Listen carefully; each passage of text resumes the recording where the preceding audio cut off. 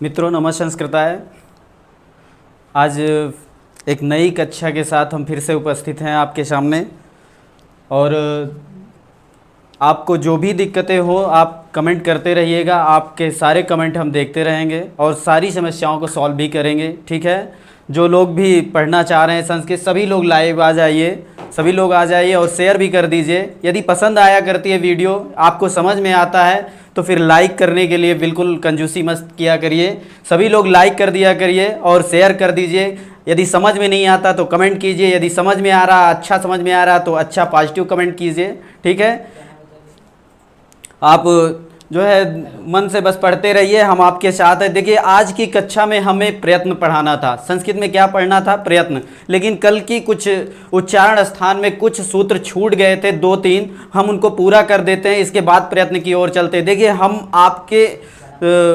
आपके भविष्य को देखते हुए आपका एक भी प्रश्न गलत ना हो, एक भी प्रश्न ना छूटे, इसकी पूरी जिम्मेदारी हमारी है। इसलिए हम पूरा पढ़ाकर आपको अगले टॉपिक पर ले चलेंगे। तो इसके लिए पहले से हम अभी उच्चारण स्थान 2-3 उच्चारण स्थान बचे हुए हैं उनको बता देते हैं, इसके बाद प्रयत्न पढ़ाते हैं। आप लोग बस लगे रहिए और मन से जहां पर भी आपको समझ में नहीं आता सीधे आप लाइव कमेंट कीजिए, हम सारे कमेंट आपके देखते रहेंगे, ठीक है। चलते हैं टॉपिक की ओर।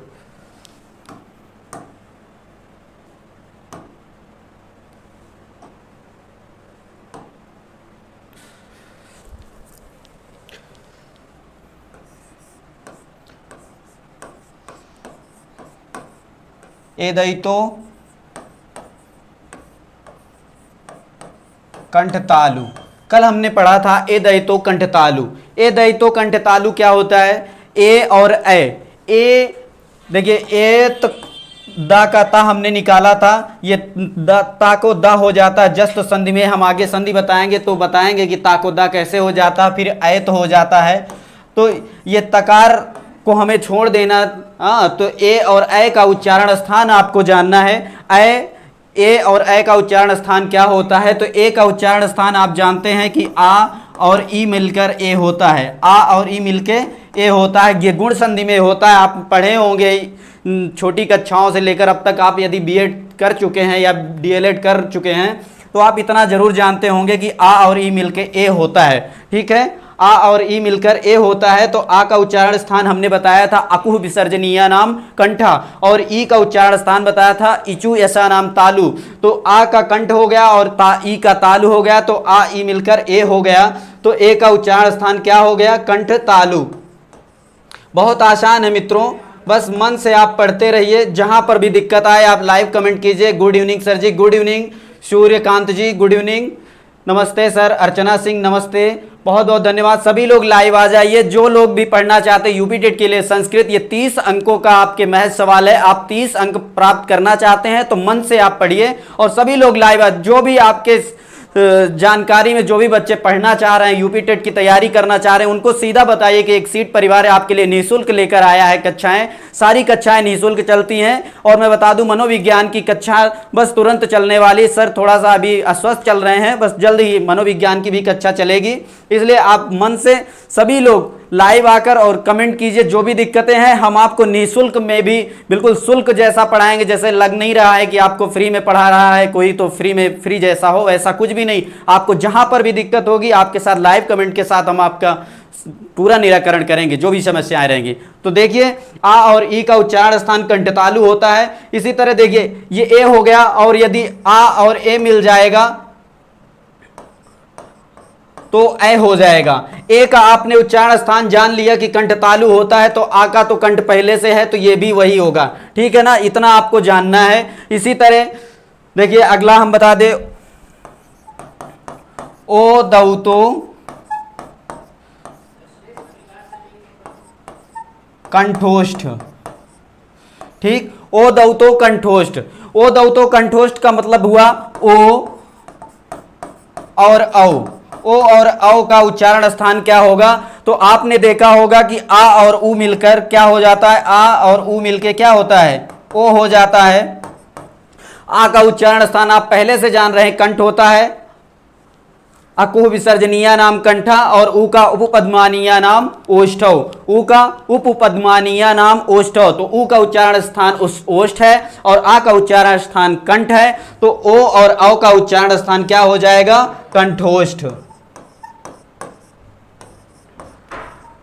कंठ और ओष्ठ, इसको ऐसे भी जान लीजिए, अलग कर देते हैं नहीं तो समझ में नहीं आएगा। कंठ प्लस ओष्ठ, ठीक, आपको यह ध्यान में रखना है। ओ और औ का उच्चारण स्थान कंठोष्ठ।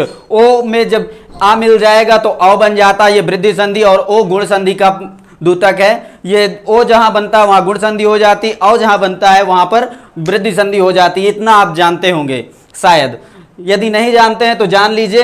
आ और ऊ मिलके ओ हो जाता है, और ओ के साथ जब आ जुड़ता है तो फिर औ हो जाता है, और ये दोनों का उच्चारण स्थान कंठोष्ठ है। ठीक है, इतना समझ में आया। आगे चलते हैं। किसी को कोई दिक्कत हो तो कमेंट कीजिएगा भैया, हम सारे कमेंट आपके देख रहे हैं। आगे चलते हैं।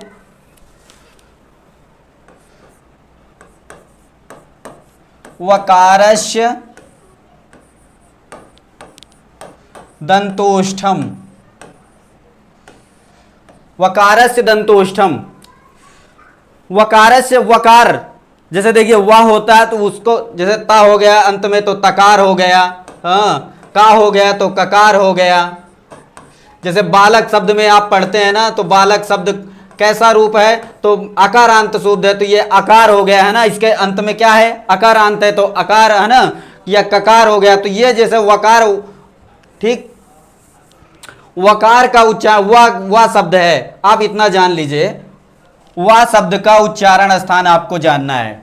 किसका उच्चारण स्थान जानना है? वा का। वा का उच्चारण स्थान दंतोष्ठ होता है, दंत प्लस ओष्ठ।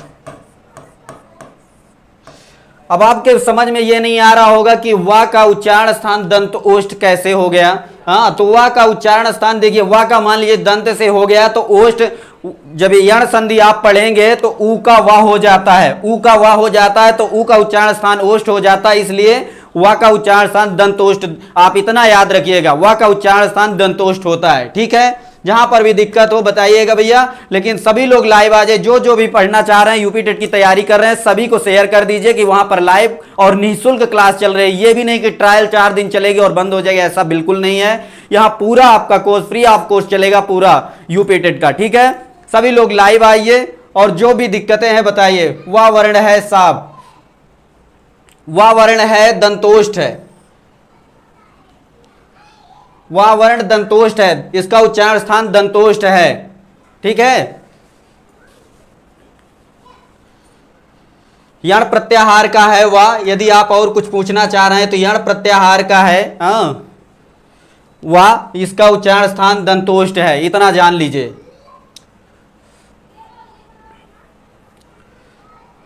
आगे चलते हैं।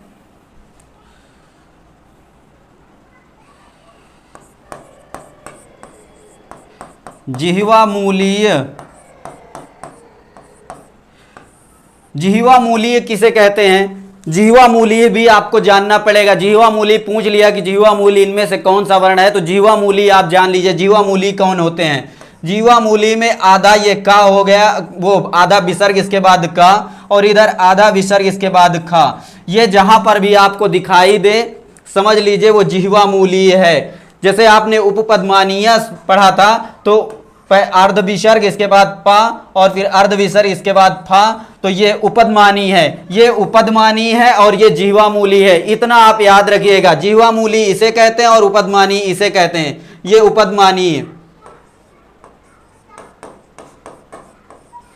ठीक है, इसमें भ्रमित बिल्कुल मत होइए, क्योंकि पूछ लेता है, यही पूछता है कभी कभी, जिह्वा मूली पूछ लिया या उपदमानी। जिह्वा मूली में का के और खा के पहले अर्ध विसर्ग होता है, ये ऐसे ऊपर टोपी आधी कटी हुई और नीचे ऐसे ही समझ लीजिए, और इसी तरह पा और फा के पहले, तो ये उपदमानी हो गया। ठीक है, बस इतना जान लीजिए, और ज्यादा दिक्कतें जहां पर भी आए आप बताइएगा। विक्रम पटेल,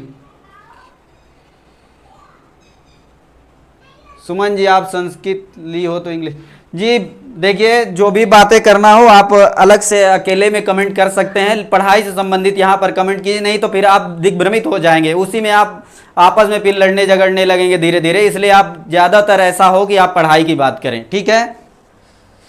आगे चलते हैं।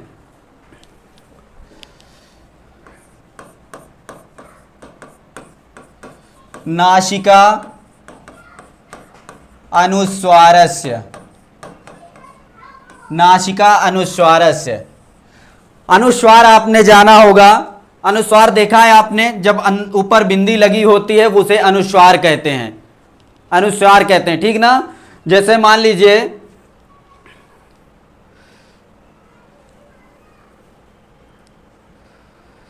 जैसे मान लो रामम ऐसे लिखा हो, इसके बाद यदि कोई व्यंजन आएगा, मान लीजिए ऐसे हम एक उदाहरण देते हैं, वाक्य शुद्ध नहीं है लेकिन फिर भी हम मान लीजिए रामम गच्छति हो गया, तो ये यहां पर जब गा आ जाएगा, व्यंजन वर्ण आ जाएगा, तो यहां पर जो ये मकार है ये अनुस्वार में बदल जाएगा, यहां पर अनुस्वार हो जाएगा। यदि यहां पर मान लीजिए ऐसा लिखा हो रामम आगच्छति,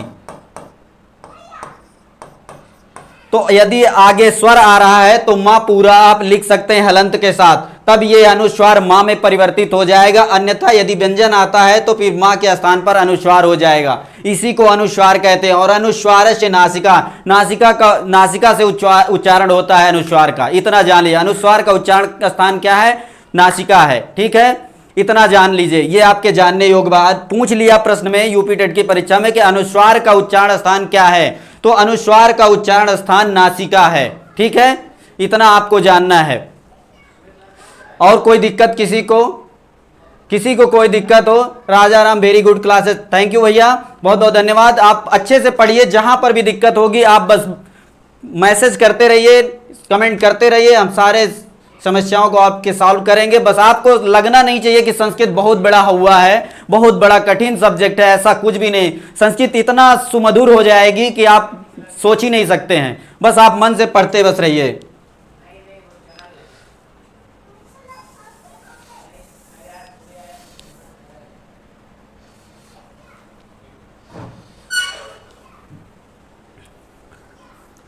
अब आपको बता दें उच्चारण स्थान, उच्चारण स्थान कितने हैं ये जान लीजिए। उच्चारण स्थान पूछ लेता है प्रश्न आपसे कि उच्चारण स्थान कितने हैं। देखिए पाणिनीय शिक्षा में जितने प्रमाणिक स्थानों को स्थान दिया, जितने प्रमाणिक स्थान है वो हम आपको बता देते हैं, उनकी हम चर्चा करते हैं। उच्चारण स्थान यदि आपसे पूछता है यूपी टेट की परीक्षा में, तो आप बताइएगा उच्चारण स्थानों की संख्या है 8। उच्चारण स्थान कितने हैं? उच्चारण स्थान 8 हैं, ये आप जान लीजिए। बस मान लीजिए आप से गणना वहां करवाएगा नहीं, बस उच्चारण स्थान पूछ लेगा उच्चारण स्थान की संख्या क्या है, तो उच्चारण स्थान आप जान ही रहे 8 हैं। और तालु, मूर्धा, कंठ ये सब आप जान ही रहे, आपने पढ़ लिया है। बस इतना ही आपको जानना है, ज्यादा बहुत भ्रमित नहीं होना है। जितना मैं पढ़ा रहा हूं ये आपके लिए बहुत उपयोगी है, बहुउपयोगी चीज पढ़ा रहा हूं। देखिए आज आपने थंबनेल में देखा होगा प्रयत्न की कक्षा, लेकिन ये छूटा जा रहा था। मैं आपकी भविष्य को देखते हुए इसे छोड़कर नहीं जाना चाह रहा, क्योंकि एक क्वेश्चन आपके लिए कई लोगों से पीछे कर सकता है, इसलिए मुझे लगा कि ये चीज भी बता दूं, कहीं ऐसा ना हो कि परीक्षा में पूछ ले और आप ना जाने। इसलिए आपको जानना चाहिए कि ये उच्चारण स्थान की संख्या कितनी है, 8 है। 8 उच्चारण स्थान होते हैं, ठीक है। अर्चना यादव, सर मैं 10 में संस्कृत पढ़ी थी। जी 10 में पढ़ी है, लेकिन उसके बाद थोड़ा कठिन लग रहा होगा, लेकिन बिल्कुल अब नहीं लगेगा आपको। एक सीट परिवार के साथ आप जुड़ी हैं, बिल्कुल दिक्कत नहीं होगी, ये मैं वादा करता हूं। कहीं पे भी दिक्कत होती है आप तुरंत कमेंट कीजिएगा, सर मुझे नहीं समझ में आ रहा, मैं उसको एक बार नहीं 1000 बार समझाऊंगा। बस आपके ही लिए तो यहाँ पे निःशुल्क कक्षाएं रखी गई हैं, आपको समझ में आना चाहिए बस। Good evening sir, Raju Kumar भैया जी गुड इवनिंग। सभी लोग बस मन से पढ़ते रहिए। अंजना यादव जी, अंजना यादव जी, अच्छा सॉरी, अर्चना यादव, अंजना यादव जी, सभी लोगों का नाम ले लिया जाएगा, बस आप पढ़ते रहिए, दिक्कत कुछ नहीं होगी। जहां पर दिक्कत हो आप कमेंट करके बताइएगा। लगे हाथ, अब अयोगवाह की चर्चा कर लेते हैं। अयोगवाह पूछ लेता कि अयोगवाहों की संख्या कितनी है, तो ये भी आपको जानना चाहिए। अयोगवाह क्या होता है, अयोगवाह की संख्या कितनी है, तो ये भी आपके परीक्षा का एक महत्वपूर्ण अंग है, उसमें से भी पूछा जाता है।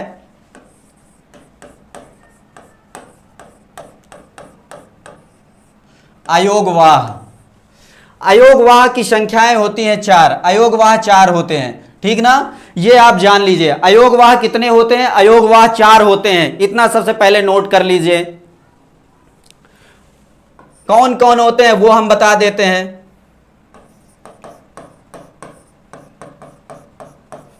अनुस्वार, अनुस्वार का चिन्ह ये है, ठीक है।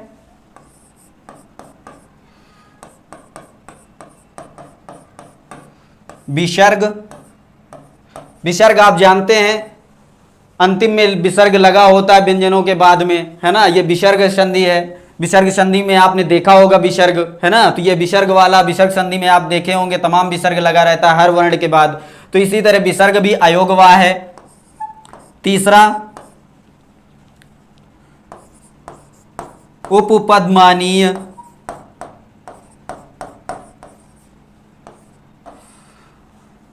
उपपदमानीय आप देखे होंगे, ये पा और ये फा, अर्ध विसर्ग पहले लगा हो, ये उपपदमानी, ये भी अयोगवाह का एक प्रकार है, अयोगवाह में ये आते हैं। अयोगवाह में पूछ लेगा अयोगवाह की संख्या कितनी है, 4 है, तो इनमें से अयोगवाह कौन नहीं है। मान लीजिए अनुस्वार, विसर्ग और उपपदमानी और जिह्वा मूली में से न देकर किसी एक को अलग कर देगा तो आप वही जान लीजिए कि अयोगवाह यही नहीं है। चौथा क्या है,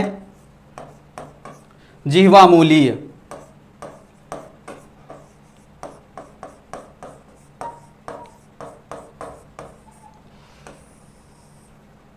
जीवा मूली आपसे बताए ही थे, ये का के पहले और खा के पहले ये अर्ध विसर्ग जो होता है ये अयोगवाह के अंतर्गत आते हैं, इतना आप ध्यान दीजिएगा। अनुस्वार, विसर्ग, जीवा मूली, उपपदमानी। जी बहुत बहुत धन्यवाद बबलू पाठक जी, आपको यही याद रखना है, अयोगवाह की संख्या होती है 4 और 4 में से कौन कौन, अनुस्वार, विसर्ग और उपपदमानी, जिह्वा मूली, ये आपको ध्यान रखना। इनमें से जब किसी पूछ ले कि इनमें से कौन सा जिह्वा मूली या वो पूछ ले अयोगवाह नहीं है, तो आप इन चारों में से जो ना हो उसको टिक मार के, लेकिन प्रश्न पूरा जरूर पढ़िएगा, क्योंकि कभी कभी आपको दिग्भ्रमित करने के लिए कौन सा नहीं है, नहीं पूछ ले आप, नहीं ना ध्यान देकर आप सीधा पहले नंबर पर मार दिए कि ये अनुस्वार, अरे यही तो है जीवा मूली, अब पूछा है कि नहीं है और पहले आपको सकारात्मक वाला दे देगा, लास्ट में नकारात्मक वाला देगा कि जो नहीं है ना। तो आप प्रश्न पहले पूरा पढ़ लिया करिए इत्मीनान से, इसके बाद जवाब दीजिएगा। जी सर, थैंक यू। आगे चलें।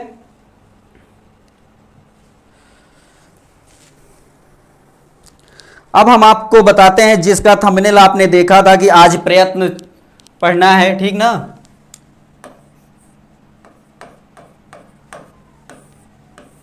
प्रयत्न, अच्छा सबसे पहले मैं बता दूं कि प्रयत्न होता क्या है। प्रयत्न को आप यत्न भी कह सकते हैं, किसी चीज को करने के लिए जब हम प्रयास करते हैं उसे क्या कहते हैं, यत्न या प्रयत्न कहते हैं। तो प्रयत्न हम यहां जो पढ़ा रहे हैं वो उच्चारण, वर्णों के उच्चारण में जो हम प्रयत्न करते हैं, जो यत्न करते हैं उसे हम प्रयत्न कहते हैं। जो हम चेष्टा करते हैं, जो प्रयास करते हैं, जो यत्न करते हैं, उसी को हम क्या कहते हैं, उसी को हम प्रयत्न कहते हैं। इतना आप जान लीजिए, लिख देते हैं, कहिए तो। जब वर्णों को उच्चारण करने के लिए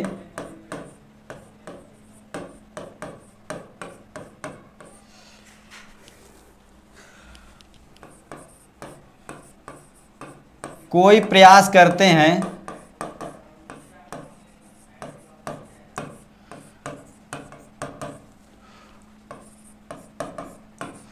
उसे प्रयत्न कहते हैं। ठीक है, इतना आप जानें। जब वर्णों को उच्चारण करने के लिए कोई प्रयास करते हैं, कोई चेष्टा करते हैं, तो उसे हम क्या कहते हैं, उसे प्रयत्न कहते हैं। ठीक, इतना आप समझ गए। पीडीएफ मिल जाएगा भैया, बिल्कुल मिलेगा, सब कुछ मिलेगा यहाँ पे। वर्णमाला में नहीं पढ़े जाते हैं जी, ये अयोगवाह वर्णमाला में नहीं पढ़े जाते हैं, अयोगवाह को हम वर्णमाला से अलग रखते हैं, इसीलिए अयोगवाह है। जो योग नहीं किया गया, जो वर्णमाला में नहीं जोड़ा गया, उसे अयोगवाह कहा जाता है। जो योग किया गया, जो जोड़ दिया गया, वो तो वर्णमाला में है ही है। और जो अयोग है, जो नहीं जोड़ने लायक है, उसको अयोगवाह कर दिया गया, उसको बाहर कर दिया गया। देखिए विसर्ग, यदि हमने कल बताया था स्वरों की संख्या 9 होती है, स्वरों की संख्या 9 होती है, तो 9 में आपने अनुस्वार या विसर्ग आपने पढ़ा नहीं पढ़ा? हम छोटी कक्षाओं में जब 1 2 3 में हम पढ़ रहे थे तो वहां अन्न और आहा पढ़ते थे, लेकिन यहां पर उसकी आवश्यकता हमें नहीं समझ में आती, इसलिए उनको अयोगवाह में रखा गया। इतना तो आप जान ही लीजिए, बहुत आसान है, कोई दिक्कत नहीं होगी, आप बस जान लीजिए। जी आभ्यंतर प्रयत्न आप बहुत खूबसूरत शैली में पढ़ा रहे हैं। देवभूमि उत्तराखंड से आपका स्वागत है, बहुत बहुत धन्यवाद बबलू पाठक जी। आपका भी एक्सीड परिवार बहुत बहुत अभिनंदन करता है। आपकी भी शैली बहुत हृदयंगम करने लायक है, दिल को छूने लायक है, बहुत अच्छा लगा। ठीक है, आप मन से पढ़िए। तो जब वर्णों को हम उच्चारण करने के लिए कोई प्रयास करते हैं तो उसे, या कोई यत्न करते हैं तो उसे क्या कहते हैं? उसे हम प्रयत्न कहते हैं। ठीक ना, इतना जान लिए। तो अयोगवाह तो हमने बता दिया कि जो वर्णों में नहीं जोड़ा गया उसको बाहर रखा गया, वो अयोग है ना। और जिनको जोड़ दिया गया वो योग रहे, उनको बता दिया गया। हमने बताया कि स्वरों की संख्या, कुल स्वर हैं 9, उसमें मूल स्वर हैं 5, मिश्रित स्वर हैं 4, ए ओ आय औ, ये 4 मिश्रित स्वर हैं। ठीक, और मूल स्वर जो आ ई उ री री, ये आपने जाना था कल। तो वही चीज है, अन्न आहा को हमने इसमें देखिए, विसर्ग जो आहा वाला विसर्ग है उसको विसर्ग कहते हैं, वो जो है अयोगवाह में है। अन्न वाला जो अनुस्वार है उसको भी अयोगवाह में रखा गया। और जीवा मूली और उपदमानी का तो कोई जिक्र ही वहां पर नहीं है, तो इसलिए जीवा मूली और उपदमानी इनके जो है हम अलग रखते हैं, ये सब अयोगवाह में आएंगे। ठीक है, आगे चलते हैं।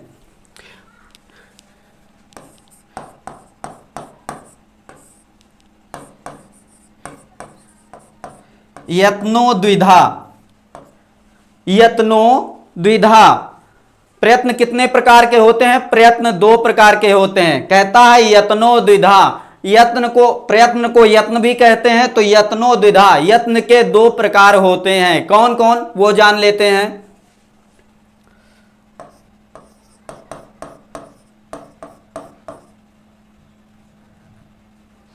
आभ्यंतरो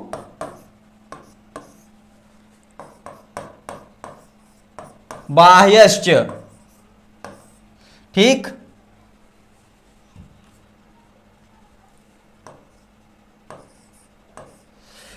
आभ्यंतरो बाह्यश्च, एक ये और एक ये। यत्न और प्रयत्न कितने प्रकार के? 2 प्रकार के। यत्न या प्रयत्न कितने प्रकार के? 2 प्रकार के, ये जान लीजिए। आभ्यंतर 5, बाह्य 11। जी बबलू पाठक जी बहुत बहुत धन्यवाद। जी सही। ऋतिक त्रिपाठी, सॉरी सर, क्या हुआ भैया? पीडीएफ के लिए क्या करें? पीडीएफ मिल जाएगा भैया, बस टेलीग्राम पे आपको मिल जाएगा सब कुछ। ठीक है, बस पढ़ते रहिए। सामने जो भी हम पढ़ा रहे हैं उसको नोट करते जाएंगे, तो देखिए जो पढ़ेंगे, नोट करेंगे, फिर पढ़ेंगे तो बहुत मजा आएगा, आपको याद भी हो जाएगा। और आज जो पढ़ाया जा रहा है उसको आज ही रिवीजन कर लेंगे, सुबह में फिर से रिवीजन कर लेंगे। बिल्कुल समझ लीजिए यूपी टेट के लिए आप बिल्कुल रामबाण साबित होंगे, किसी तरह की कोई दिक्कत ही नहीं होगी फिर आपके लिए। ठीक है सर, मेरी संस्कृत बहुत कमजोर है, आपसे आशा है कि कुछ अच्छा सीखेंगी। सर मैं आपसे नोट्स बनाना आज से नोट्स बनाना शुरू कर दे। जी जीवेश नंदन यादव जी, बिल्कुल नोट्स बनाइए। नोट्स बनाने में देखिए, आप कॉपी पेन लेकर बैठा करिए, जो भी यहाँ बताया जाता है आप नोट करते जाइए। मैं तो प्रश्न भी बता देता हूँ कि ऐसे प्रश्न पूछेगा, आप प्रश्न भी उसी तरह से बस पढ़ते जाइए। उससे अलावा कुछ पूछने की तो कोई गुंजाइश ही नहीं होती है। अरे हमारे आप जैसा ही तो कोई पेपर बनाने वाला होगा, तो आपको टेंशन लेने की क्या बात है। आप बस मन से पढ़ते रहिए, सब कुछ सही हो जाएगा, किसी तरह कोई दिक्कत नहीं होगी। देखिए इंग्लिश जो है वो थोड़ा सा कठिन हमारे लिए है, सबके लिए हो जाए। हिंदी आप जानते हैं पढ़ना, तो संस्कृत भी वही हिंदी का ही तो उच्चारण संस्कृत में भी करना है। लोग पहले से भ्रमित हो जाते, बहुत बड़े बड़े श्लोक, आपको श्लोक पढ़ के वहां नहीं सुनाना है। आप ये बिल्कुल टेंशन मत छोड़ दिए, जो भी मैं पढ़ाऊंगा हिंदी में पढ़ाऊंगा, हिंदी में आपको समझ में आ जाए। यदि मैं सूत्र लिखता हूं तो उसको हिंदी में परिभाषित करूंगा, आपको कहां दिक्कत आएगी। अच्छा बताइए, यत्नो द्विधा लिखा हुआ है तो आपको कहां नहीं पढ़ने में आ रहा है? समझ में तो आ रहा है ना। यत्नो द्विधा, यत्न द्वि से आप जान रहे हैं कि 2 प्रकार के, धा माने प्रकार होता है। तो यत्न कितने प्रकार के? यत्न 2 प्रकार के। इतना तो बहुत आसान है और बहुत अच्छे से आप पढ़ पाएंगे। जी अश्वनी कुमार, आज मेरा पहला दिन है। जी बिल्कुल, आज पहला दिन है तो भी आज से ही आप पढ़ना शुरू कर दीजिए, ठीक है। पहली वीडियो भी आपको मिल जाएंगी फ्री ऑफ कास्ट, उसमें सब पड़ी हुई हैं। आप एक्सीड के चैनल पर जाएंगे, आपको सारी वीडियो मिल जाएंगी, ठीक है। आगे चलते हैं, आभ्यंतरों और बाह्य, ठीक।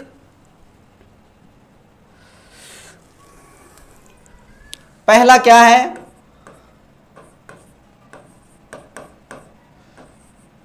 आभ्यंतर प्रयत्न।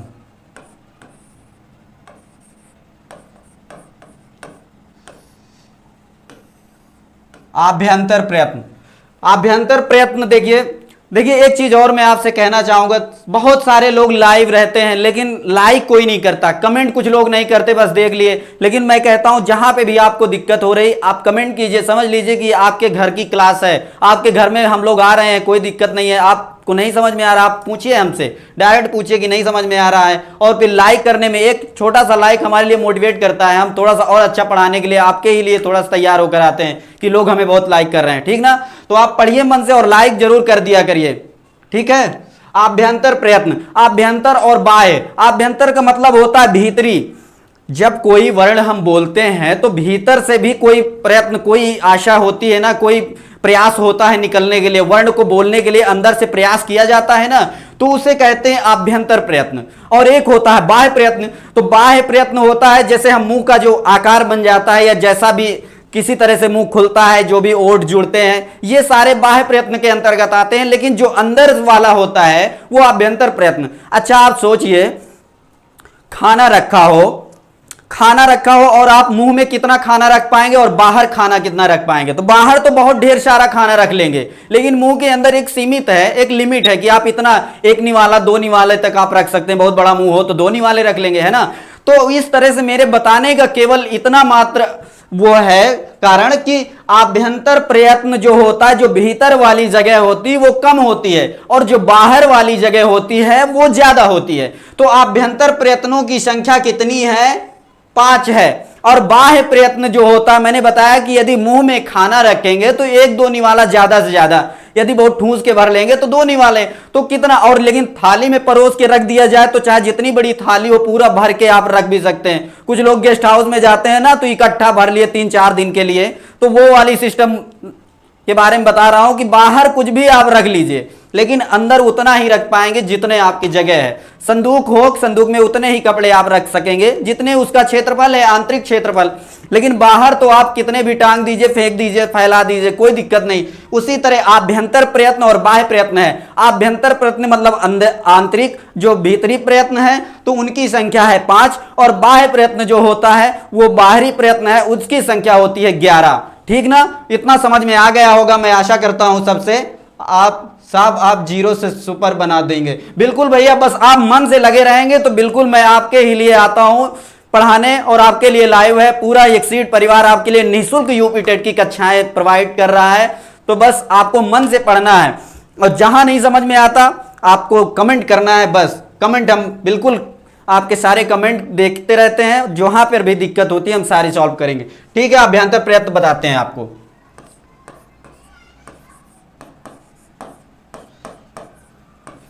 पहला अभ्यंतर प्रयत्न है स्पृष्ट।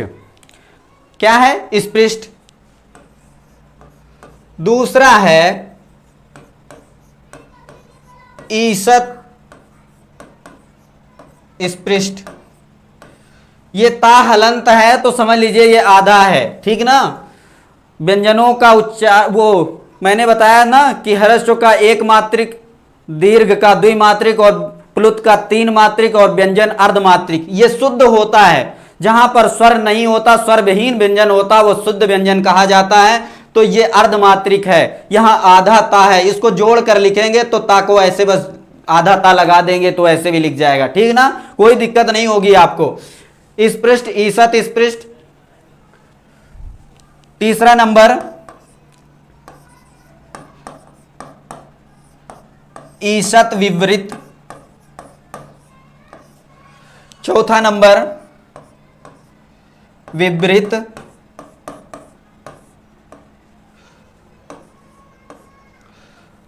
पांचवा नंबर संवृत। देख लीजिए, पढ़ लीजिए अच्छे से। देखिए एक एक को आपको भी पढ़ते चलना, जैसे हम बोलें वैसे आपको भी उच्चारण करना है, क्योंकि देखिए आप मास्टर बनने जा रहे हैं और मास्टर का स्वाभाविक गुण होता है बोलना। जो मास्टर बोल नहीं सकता वो कभी मास्टर बन ही नहीं सकता, उसके गुण ही नहीं है मास्टर लायक। इसलिए आप मास्टर बनने जा रहे हैं तो मैं आपसे बता दूं कि आपको बोलना ही पड़ेगा। मैं उच्चारण करवा रहा हूं, संस्कृत कठिन नहीं, बिल्कुल लो हो जाएगी, बिल्कुल आसानी से आप पढ़ लेंगे। स्पृष्ट, ईसत स्पृष्ट, ईसत विवृत, विवृत और संवृत, ये 5 प्रकार होते हैं आभ्यंतर प्रयत्न के। आभ्यंतर प्रयत्न कितने प्रकार के?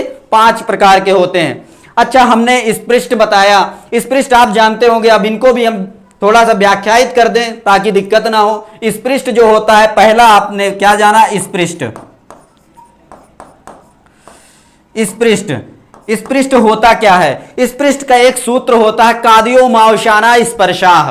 क्या होता है? कादयो मावशाना स्पर्शाह। कादयो मावशाना स्पर्शाह। देखिए आपको लगेगा कि थोड़ा सा संस्कृत में बोल दिए हैं संस्कृत, तो आपको मैं ये सरल भी करते चलूंगा। कादयो मावशाना, आदि मतलब क्या होता है?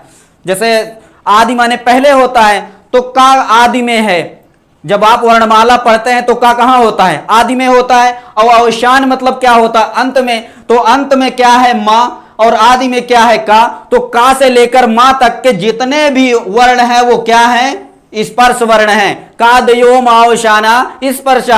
आपको ये सूक्ति नहीं याद है तो भी मैं आपको बता दूं, ये सूत्र आपको याद कर लेंगे तो बहुत आसान हो जाएगा, नहीं याद करेंगे तो भी मैं बता दूं। पहला का से लेकर अंतिम मां तक जितने भी बीच के वर्ण हैं, का से लेकर मां तक, ये सारे वर्ण स्पर्श होते हैं। क्या होते हैं? स्पर्श वर्ण होते हैं। इतना समझ में आया कि नहीं? आपको समझ में आया? कादयो मावशाना स्पर्शा।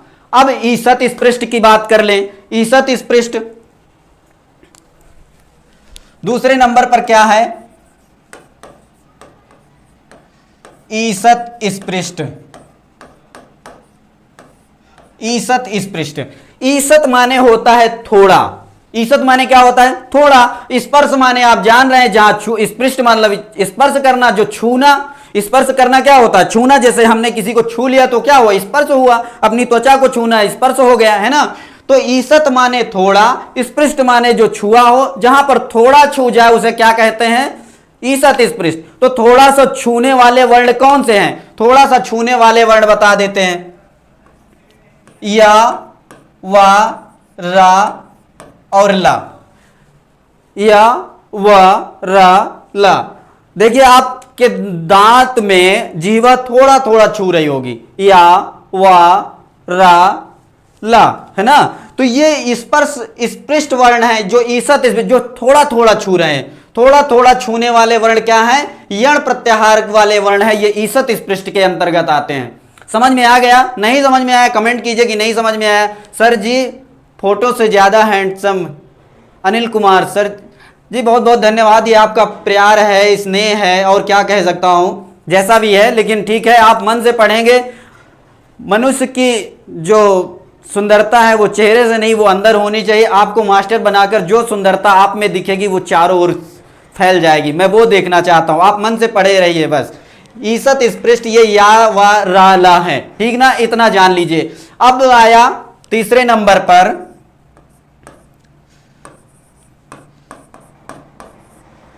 ईसत विवृत।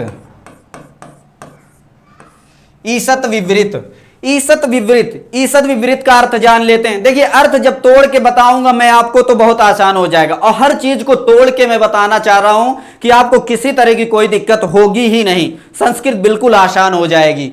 ईसत मतलब थोड़ा, मैंने आपसे बताया था। ईसत माने क्या होता है? थोड़ा होता है। और विवृत माने खुला होना।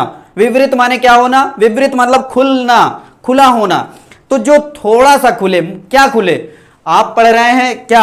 आभ्यंतर प्रयत्न। तो मुंह जहां पर आपका थोड़ा सा खुले, थोड़े से खुलने पर जो सांस निकलेगी वो है ईसत विवृत, ठीक? ईसत विवृत, ईसत मतलब थोड़ा, विवृत माने खुला होना। तो मुख का थोड़ा सा खुला होना ईसत विवृत के अंतर्गत आता है। तो ईसत विवृत में क्या आ जाता है? श, ख, श और ह।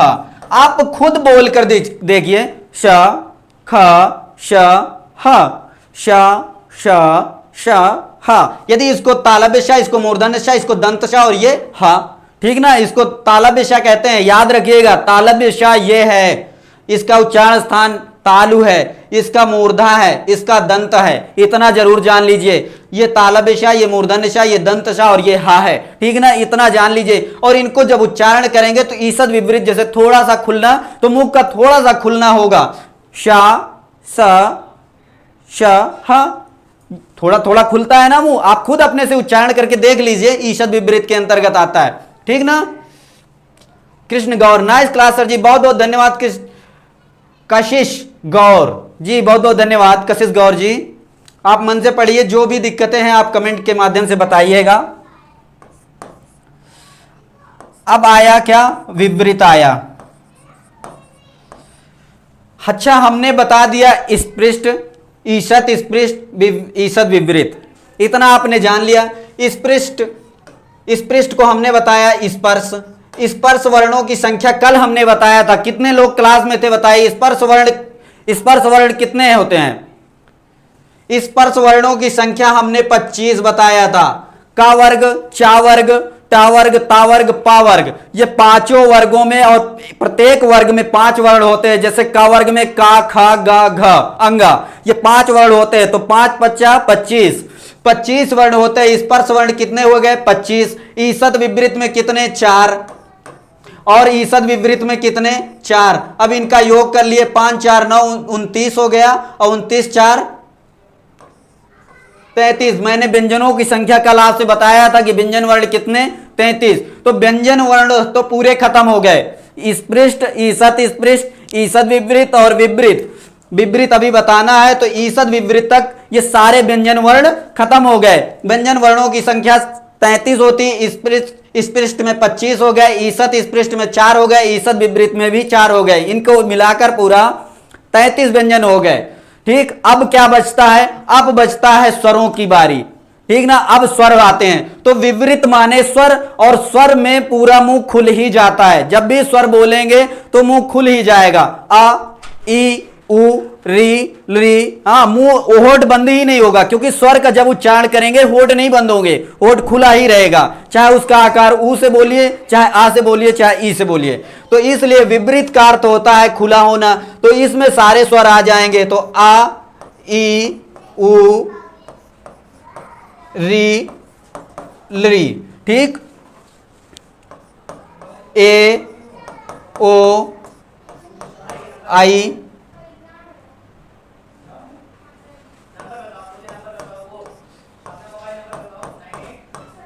आओ, ये विपरीत स्वर हैं। ये कौन से स्वर हैं? विपरीत स्वर हैं। अच्छा, अब बचता है केवल संवृत। पांचवा क्या है? संवृत। संवृत में केवल ह्रस्व आ आता है, इतना याद रखिएगा।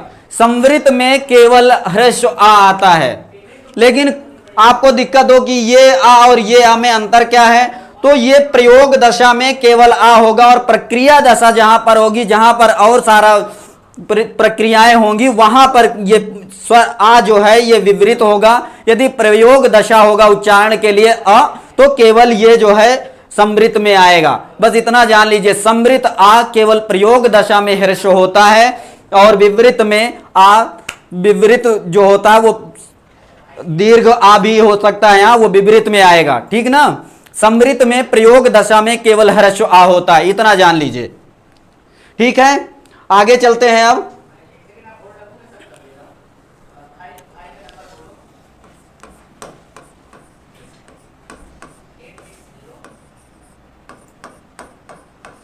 बाह्य प्रयत्न। बाह्य प्रयत्नों की संख्या हमने बताई 11। बाह्य प्रयत्न कितने हैं? 11 हैं, ठीक है।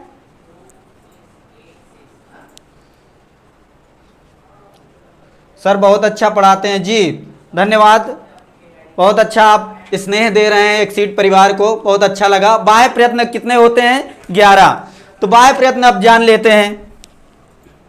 पहला, विवार, दूसरा संवार, विवार संवार, तीसरा हो गया श्वास,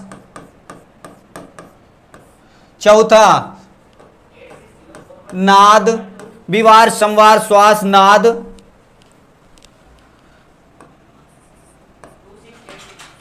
घोष, छठा आघोष। विवार संवार श्वास नाद घोष अघोष। और फिर सातवां हो गया अल्प प्राण, आठवां महाप्राण, नौवां उदात्त, दसवां अनुदात्त, 11वां स्वरित। यह है बाह्य प्रयत्न, विवार संवार श्वास नाद घोष अघोष अल्पप्राण महाप्राण उदात्त अनुदात्त और स्वरित। ठीक है,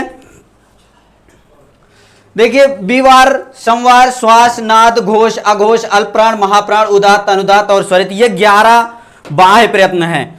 आपने आभ्यंतर प्रयत्न पढ़ लिया, अब बाह्य प्रयत्न के बारे में जानने की बारी है। देखिए इसमें जो है, यदि आपने प्रत्याहार पढ़ा है तो बहुत आसानी से इसको भी बताया जा सकता, बहुत आसानी से आपको समझ में आएगा। एक एक बताएंगे, बहुत समय लग जाएगा। एक प्रत्याहार के अंतर्गत जितने वर्ण आ जाएंगे और 3-3 को लेकर चलेगा, बहुत आसानी से आप जान जाएंगे। जैसे खरो, विवारा, श्वासा, अघोषाश्च।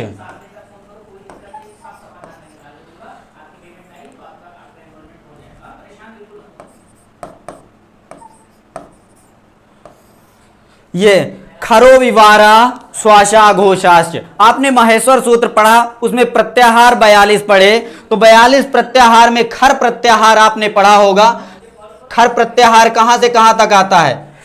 खर प्रत्याहार आप जब 11वां सूत्र पढ़ेंगे, खप छठत छटतो कपय सस्सर, तो वहीं पर 11वें से लेकर 13वें सूत्र तक आपको खर प्रत्याहार मिलेगा।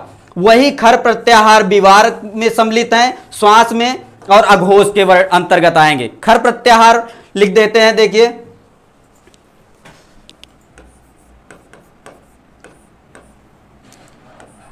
ख, फ, छ, ठ, थ, च, ट, त, वा इत संज्ञक है, वा को जोड़ना नहीं है। फिर क, प, या इत संज्ञक है। फिर इसके बाद श, फिर मूर्धन्य श, फिर इसके बाद दंत श और फिर रा। रा को भी ये इत संज्ञक है ना, तो इतना बस जान लीजिए, ये खर प्रत्याहार के अंतर्गत आते हैं। खर प्रत्याहार के अंतर्गत जो भी वर्ण है, ये विवार संवार श्वास ये खरो विवारा श्वासा अघोषास। तो खरो विवारा, विवार श्वास अघोष, इनके अंतर्गत आएगा।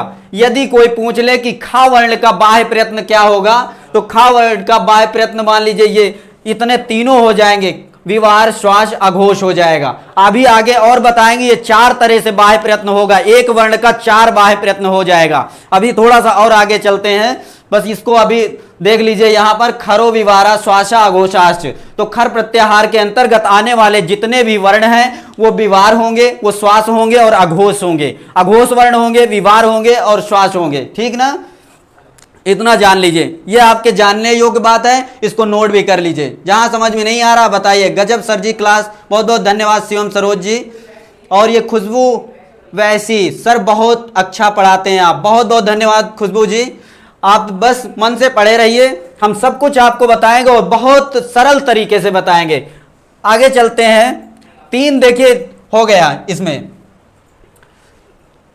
खरो विवारा श्वास, विवार श्वास और अघोष, ये 3 हो गए, है ना, याद रखिएगा। विवार हो गया, अघोष हो गया और श्वास हो गया, इतने हो गए। अब आगे चलते हैं। हशः संवारा नादा घोषाश्च। हसा संवारा नादा घोषाश्च, हसा संवारा नादा घोषाश्च। हस प्रत्याहार आपने पढ़ा होगा माहेश्वर सूत्र में, आपको 42 प्रत्याहार के अंतर्गत एक हस प्रत्याहार भी मिला होगा। हस प्रत्याहार में हैवरट का जो 5वां सूत्र मैंने बताया था एक दिन ट्रिक में, कि है मतलब घोड़ा, घोड़े की 4 टांग और पूंछ यदि आप दूर से देखेंगे तो 5 दिखाई देगा, कुछ इस तरह का 5 पैर वाला जीव कुछ ऐसा दिखाई दे, तो 5वें नंबर पर हैवरट हो जाएगा। तो 5वें नंबर से ये शकार जो तालब एशा आता है ये 10वें नंबर पर आता है। तो 5 से लेकर 10वें सूत्र तक क्या हो जाएगा, हस प्रत्याहार के वर्ण हो जाएंगे। हम नोट कर दे रहे हैं, हा या व र टा इत संज्ञक हो जाएगा, फिर ला अड़ा इत संज्ञक हो जाएगा, फिर यमंगणनम,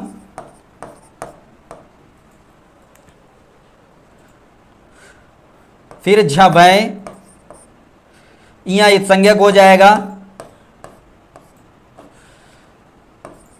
घड़ धस, फिर जब ग ड द, और ये फिर तालबिशा आ जाएगा, उसकी संज्ञा हो जाएगी।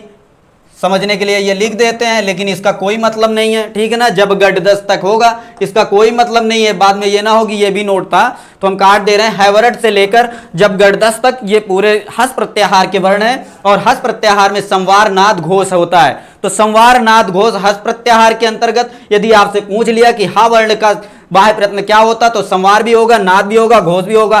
कोई भी इन वर्ण का हस प्रत्याहार आपको याद करना है। हस प्रत्याहार के अंतर्गत कौन कौन से वर्ण आते हैं आपको देखिए, माहेश्वर सूत्र मैंने आपसे पहले ही बताया था कि याद कर लीजिए, बहुत जरूरी है, और जितना आप याद कर लेंगे उतना ही आपके फायदे में रहेंगे। हस प्रत्याहार में जितने वर्ण आते हैं ये संवार नाद घोष के हैं, ये बाह्य प्रयत्न हैं, आप इतना जान लीजिए। अब इसमें से देखिए 3 और निकाल देते हैं। संवार हो गया, ये भी हो गया, संवार नाद और घोष, इतने हो गए। अब क्या बचा, अल्प प्राण, महाप्राण, उदात्त, अनुदात्त और स्वरित, इसको भी बता देते हैं। अल्प प्राण क्या होता है, किसी को कोई दिक्कत हो तो भैया बताइए, कमेंट करिएगा, हम देख रहे हैं। इस प्रत्याहार में 20 वर्ण, जी पूरा गिन लीजिए, कोई भी दिक्कत है पूरा गणना करते चलिए। 1 2 3 4 5 6 7 8 9 10 11 12 13 14 15 16 17 18 19 वर्ण है भैया, गिनती सही से करिए। 19 वर्ण है, हस प्रत्याहार के अंतर्गत 19 वर्ण है। अच्छे से देख लीजिए, वो शाह है, मैंने उसको काट दिया था, ये शाह वर्ण नहीं है, शाह तालब शाह नहीं है, वो केवल आपको जब गढ़दस तक बताने के लिए मैंने कहा 10वें सूत्र तक जाएगा, 5वें से लेकर 10वें सूत्र तक, तो वो शाह नहीं है, केवल 19 वर्ण है, इतना जान लीजिए। वेरी नाइस टीचिंग सर, बहुत बहुत धन्यवाद। अक्षत आर्ट गैलरी, जी बहुत बहुत धन्यवाद भैया।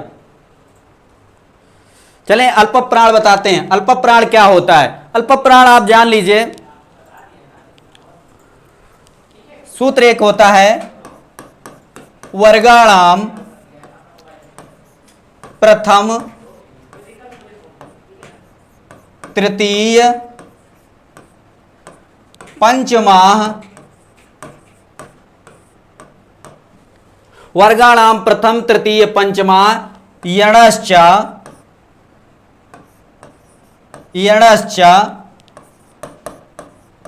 अल्प प्राणः,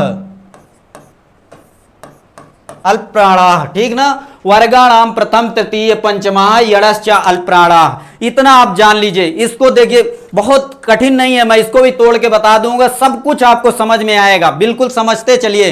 वर्गाणाम प्रथम तृतीय पंचमाह यणश्च अल्प प्राणाः, वर्ग में बताइए कितने वर्ण होते, एक वर्ग में जैसे कु चु टू तु पु मैंने आपको बताया, तो कु से का वर्ग, एक वर्ग में 5 वर्ण होते हैं। चू से चा वर्ग में 5 वर्ण होते हैं। टू से टा वर्ग में 5 वर्ण होते हैं। और तू से ता वर्ग में 5 वर्ण, पू से पा वर्ग में 5, इस तरह से पूरे 25 वर्ण हो गए, ठीक ना। 5 5 25 वर्ण हो गए। तो वर्गाणाम प्रथम तृतीय पंचमाह यणश्च अल्प प्राणाः, तो आप जान लीजिए जैसे का वर्ग हो गया,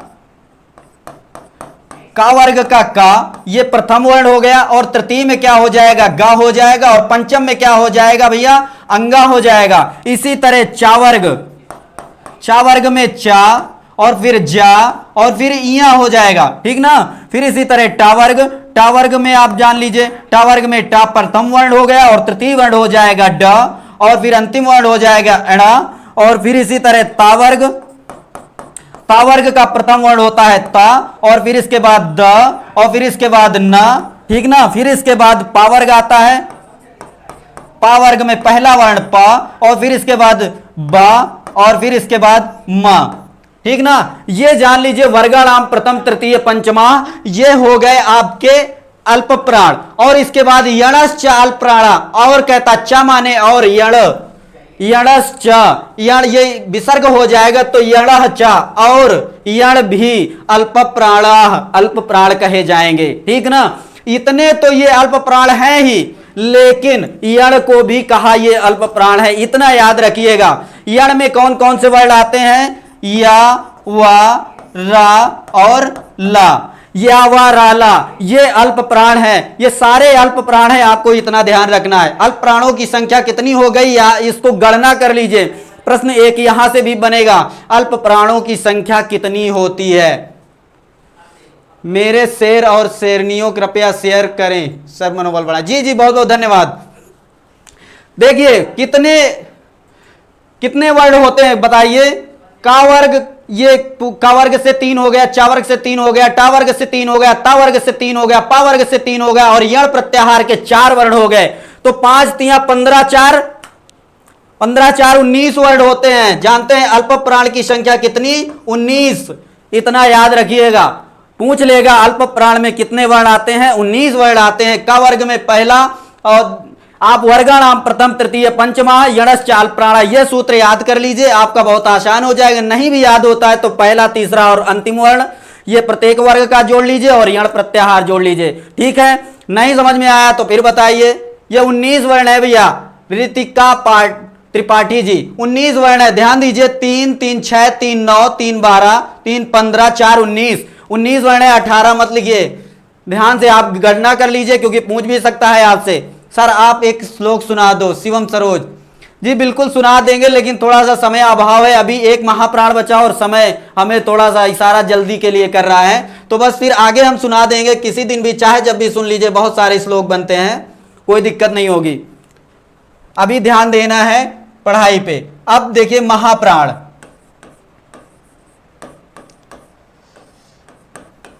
महाप्राण जान लीजिए क्या होता है। महाप्राण क्या होता है इसको भी जानना बहुत आवश्यक है। देखिए वर्गाणाम द्वितीय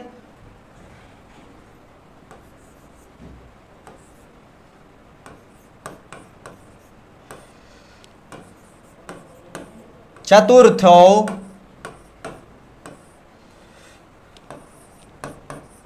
सलश्च महाप्राणाः। वर्गाणाम द्वितीय चतुर्थौ सलश्च महाप्राणाः। इतना ध्यान दीजिएगा, वर्गों का दूसरा और चौथा, च माने और सल प्रत्याहार के अंतर्गत आने वाले महाप्राण कहे जाते हैं, ठीक ना। जहां पर भी दिक्कत हो बताइएगा भैया। हाँ, महाप्राण में दूसरा और चौथा, अभी मैं इसके लास्ट में एक ट्रिक आपको बता दूंगा, तो वर्गों को वो बहुत आसान हो जाएगा जानने में, लेकिन पहले इतना जान लीजिए। देखिए का वर्ग जैसे हो गया, का वर्ग का द्वितीय कौन सा वर्ण होता है, खा होता है, और चतुर्थ होता है घ। चा वर्ग का होता है छा, और फिर झा होता है चौथा वर्ण। इसी तरह टा वर्ग में दूसरा वर्ण क्या होता है, ठा होता है, और फिर चौथा क्या होता है, ढा होता है ना। और फिर इसी तरह ता वर्ग का दूसरा हो गया थ, और ये क्या हो जाएगा ध। इसी तरह पा वर्ग का दूसरा वर्ण हो गया फ, और फिर चौथा क्या हो जाएगा, पा फ बा भ, भा हो जाएगा ना। इतना ये हो गया। प्रथम और वो द्वितीय और चतुर्थ वर्ण हो गए। और फिर क्या कहता है, च माने और सल प्रत्याहार के अंतर्गत आने वाले वर्ण भी महाप्राण कहलाएंगे। तो सल प्रत्याहार के अंतर्गत कौन से वर्ण आते हैं वो भी जान लीजिए। सल प्रत्याहार में क्या आता है, श, ख, श और ह से ह और ला हल हो जाएगा ना, तो यहां पर लिख देते हैं श, ख, श और ह। ठीक है, ये हो गए। अब इनकी गणना कर लीजिए, 2 2 4 2 6 2 8 2 10, ठीक, और 10 4 14, 2 2 4 2 6 2 8 2 10 4 14। तो महाप्राणों की संख्या कितनी हो गई, 14। अल्प प्राण 19, महाप्राण 14। 2 2 4 2 6 2 8 2 10 4 14। ठीक ना, इतना जान लीजिए। कोई दिक्कत हो रही हो तो बताइए भैया। एक छोटी सी ट्रिक बता देते हैं आपको, जो कभी भी भूलेगी नहीं, उससे आप हमेशा गणना कर ही लेंगे। ये आप आए हैं एक्सीड परिवार में, इतना स्नेह जता रहे हैं, तो ये एक छोटी सी ट्रिक आप जान लीजिए, कभी भी दिक्कत नहीं होगी, आपका हमेशा सही हो जाएगा। जैसे आप ए मामा लिखते हैं, ए मामा, जहां ए है ये 5 वर्ण है, जहां ए है वहां पे अल्पप्राण, जहां पर यम है वहां पे महाप्राण, ए से अल्पप्राण, यम से महाप्राण। तो ए मामा लिखकर आप वर्गों को चेक कर लीजिए, कोई दिक्कत नहीं होगी। ए मामा आप लिखकर देख लिया करिए वर्गों के, लेकिन यण और सल जरूर देख लीजिएगा। यण प्रत्याहार अल्प प्राण और सल प्रत्याहार महाप्राण, इतना जरूर जान लीजिएगा। ठीक है,